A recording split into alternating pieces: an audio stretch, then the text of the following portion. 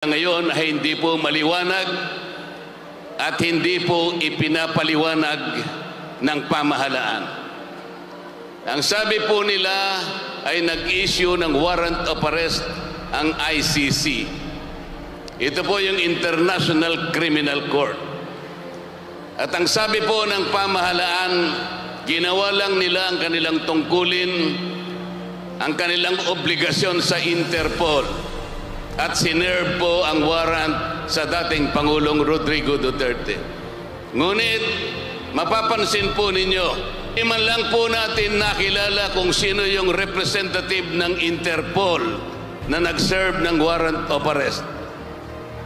Ang tanging nagsasalita lamang po doon na nakita natin ay yung isang General Torre at yung kanilang tagapagsalita. Wala po yung representative ng Interpol na isa-serve mo ang warrant of arrest na kinors ng ICC sa Interpol kung wala yung mismong representative ng Interpol na magsa-serve ng warrant.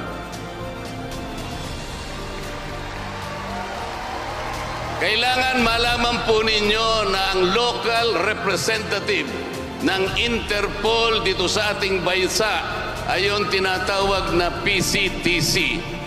Ito po yung Philippine Center on Transitional Crime. Bakit wala po yung executive director ng PCTC na siya dapat ang personal na nag-serve ng warrant of arrest?